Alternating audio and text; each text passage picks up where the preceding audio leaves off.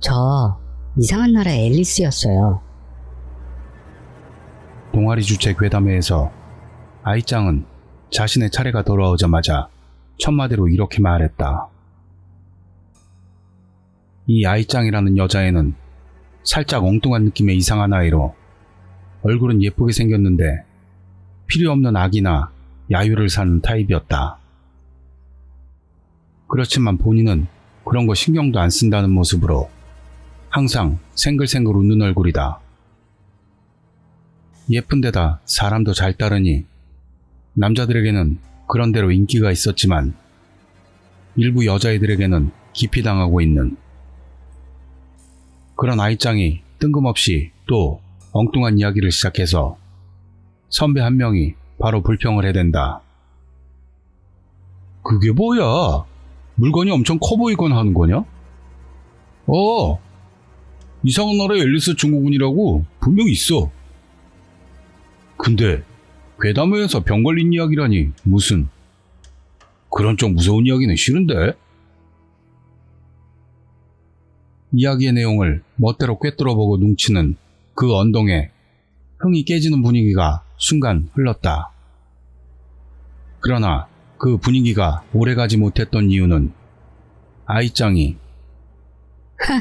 그런 이야기 아니에요. 라며 신경도 쓰이지 않는 듯 이야기를 이어갔기 때문이다. 다른 사람들이 보이지 않는 곳이나 갈 수 없는 데에 들어갔었어요.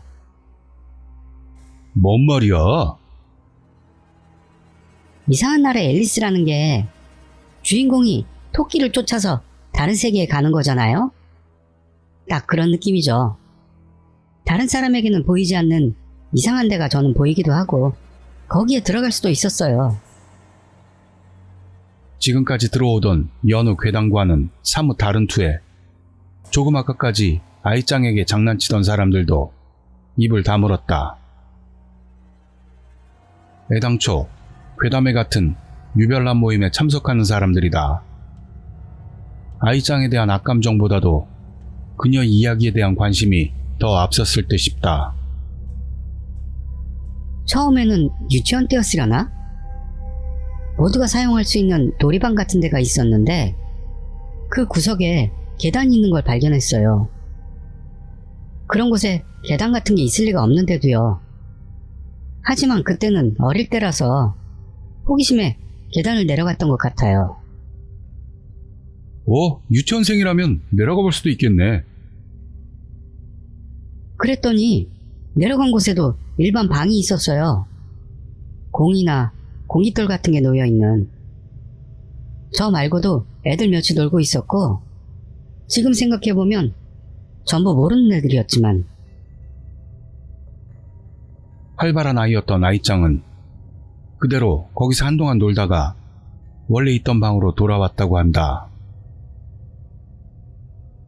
다음날도 그 다음날도 거기엔 계단이 나타나서 그녀는 매일같이 거기로 내려가 그 방에서 놀았다.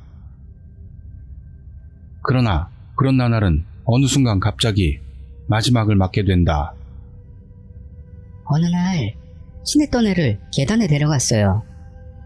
근데 그 애에게는 계단 같은 건 어디에도 안 보이는 것 같더라고요. 거기서 처음으로 그 계단이 저한테만 보였던 건 아닐까 하는 것을 깨달았는데 문득 다시 봤더니 저에게도 계단이 보이지 않게 되었더라고요. 방금 전까지는 보였었는데 결국 그 계단도 방도 그 후로는. 일동 침묵 속에 빠졌다. 근데도 그 뒤로도 다른 사람에게는 보이지 않는 곳에 계속 갔었어요. 집 옆으로 풀이 무성한 공터였는데 가끔 거기에 큰 집이 보였다고 한다. 그 집에서 어떤 언니가 나와서 불렀고 안으로 들어가서 그때까지 먹어본 적도 없는 과자를 대접받았다. 나중에 엄마에게 그 일을 이야기했더니 빈집에 들어가면 안 된다고 혼났는데 그 언니에 대한 이야기 자체는 일체 믿어주지 않았다. 신사에서 행하는 축제에 갔던 때 경내 뒷곁을 걷고 있는 사람을 보고 따라갔다. 그러자 거기에도 포장마차도 있고 춤들도 추고 있었는데 주변 사람들은 모두 뭔가에 가면을 쓰고 있었다. 돈이 없었기 때문에 엄마에게 받아서 돌아갈 때 경내 뒷곁에는 포장마차 같은 게 설 수가 없다고 해서 엄마 손을 끌고 한 번 더 가서 봤더니 거기에는 쥐새끼 한 마리 없었다고 한다. 그 외에도 아이짱은 이상한 공간에 관한 몇 가지 이야기도 해줬다. 병실 침대 아래에 있던 사다리, 납골당 뒤뜰에 있던 광장, 옷장 안의 문으로 빠져나가서 나온 삼각형 방. 남에게 말한다면 보이지 않게 되는 게 있는 반면 말해도 변함없이 계속 보이는 것도 있다고 한다. 다만 아이짱이 이상한 나라의 앨리스로 있을 수 있던 시간은 그리 길지는 않았던 것 같다. 하지만 10살이 될 무렵부터는 전혀 보이지 않게 됐어요. 비밀 놀이터가 전부 사라져버려서 많이 실망했던 기억이 있네요. 해?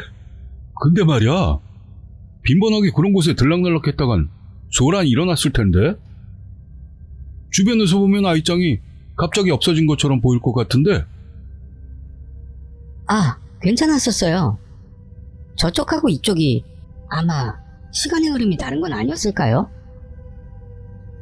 아이짱의 말로는 그 이상한 곳에 들어가 오랜 시간 논다고 해도 막상 거기를 나오면 시간이 전혀 흐르지 않았다고 한다. 1시간 정도 머물러 있어도 돌아와서 시계를 보면 몇 분밖에 지나지 않았다 같은 경우가 대부분이었다고 한다.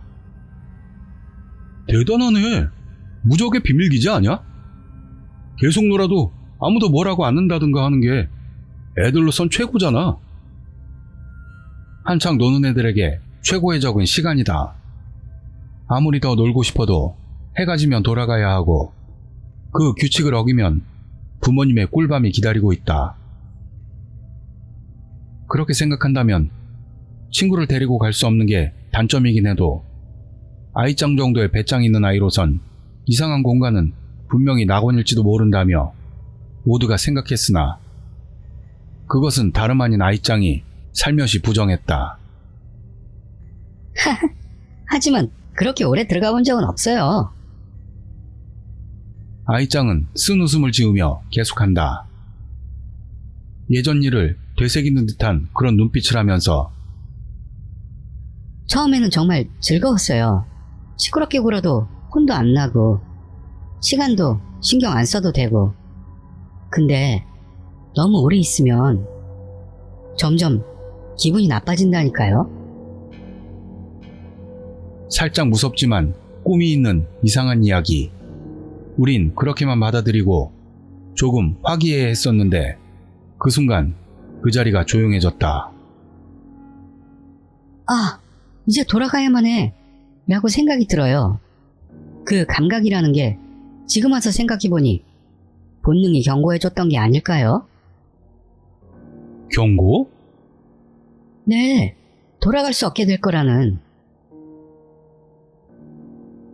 뒤늦게나마 동아리 사람들은 이거야말로 괴담에 딱 맞는 이야기라는 걸 이해했다.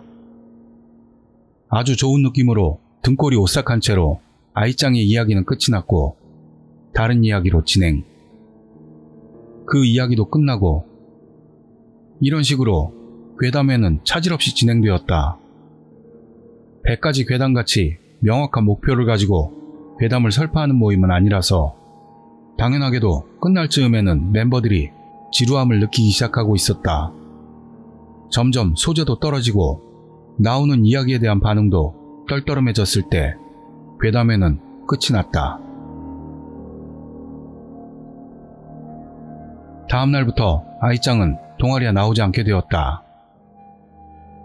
아이짱은 살짝 자기 주변 일에 소홀한 구석이 있어서 대부분은 과제 제출을 잊었다거나 그런 비슷한 일일 거라고 모두가 생각하고 있었는데 대학교 내에서 그녀의 정보를 구한다는 취지의 통지문이 날아온 시점에서 우리들의 생각이 틀렸다는 것을 알 수 있게 되었다. 그녀는 괴담의 다음날 학교를 가기 위해 집을 나온 후부터 행방이 묘연해졌다는 이야기였다. 공교롭게도 그녀의 주위 사람들은 그녀에게서 무슨 말을 들었던 적도 없었고 어디로 갔는지 짚이는 부분도 없었다. 하지만 같은 동아리 사람인데다 그것도 용모가 예쁜 여자애가 갑자기 실종되었다는 놀라운 사태는 그들의 입을 통해 조심성 없이 이상한 헛소문으로 퍼져가고 있었다. 어이짱 말이야. 꽤나 엉뚱한 쪽이잖아. 이상한 남자가 달라붙어서 그게 무서워서 도망이라도 간 거 아닐까? 남자 관련된 거야. 걔 얼굴은 예뻤잖아. 이도저도 아닌 각자의 추리를 서로 이야기하는 사람들과 그걸 멀리서 비난하는 눈으로 바라보는 사람들. 하지만 헛소문으로 이야기꽃을 피우는 사람들을 누가 욕할 사람이 있는 것도 아니어서 실종자의 명예는 이야기거리로 전락해가던 그런 때였다. 그런 거 아니야! 지금까지 동아리방 구석에서 계속 입을 다물고 있던 한 명의 여자애가 갑자기 크게 소리쳤던 것은 그 애는 사라진 아이짱과 사이가 좋았다. 안부를 알 수 없는 친구의 명예를 우롱하는 듯한 소문을 참지 못해 목소리를 높인 것이라고 누구나 그렇게 생각했고 실제로 이야기를 나누던 무리들도 불편한 듯 동아리방을 줄줄이 나가버렸다. 미안해. 우리가 말렸어야 했는데 그런 조심성 없는 이야기를 들으면 화도 나겠지. 하고 거친 숨을 내쉬는 그녀를 달래듯 한 사람이 말을 걸었다. 아니야. 그런 게 아니야. 응? 걔 도망치거나 하지 않아. 절대 아니야. 절대로. 눈을 부릅뜨고 절대 아니라고 반복하는 모습은 정말 이상하기까지 했다. 뭐라 할 수 없는 위화감과 공포를 느끼면서도 그 애는 그저 친구가 사라져서 상처를 받은 것뿐일 거라 생각했다. 그러자 그 여자애는 무심한 듯 자기의 폰을 내밀었다. 화면에는 누군가로부터의 문자가 들어와 있었다. 그것을 제일 앞에서 들여다본 사람이 어? 하며 소리를 냈다. 그 문자를 보낸 사람은 아이짱이었기 때문이다. 하지만 뭐야 이거? 정말 아이짱이 보낸 거야? 몇 글자는 깨져서 뭐라 쓰여있는지 전혀 읽을 수 없었다. 그러나 문자 수신 시간을 봤더니 괴담회 다음 날 오전이었다. 이 문자가 종족을 감춘 뒤에 아이짱에게서 보내져 왔다는 것은 명백한 사실이었다. 이거 처음에는 이렇게 되어 있지 않았어. 제대로 읽을 수 있는 글자로 보내줘 왔었어. 에? 그럼 시간이 지나면서 글자가 깨져서 읽을 수 없게 됐단 말이야? 그런 일이 과연 있을 수 있단 말인가? 한번 수신한 문자가 수신 뒤에 글자가 깨져버린다. 이게 무슨 일인가? 끄덕이는 그녀에게 누군가가 조심스럽게 물었다. 그럼 처음에는 뭐라고 왔었어? 그녀는 조용히 대답했다. 나갈 수가 없어. 아이짱은 아직도 찾지 못하고 있다. 아이짱에게서 온 문자를 경찰에 보여주기도 했지만 발신 장소가 어딘지를 알 수 없었다는 답변만을 받았다고 한다.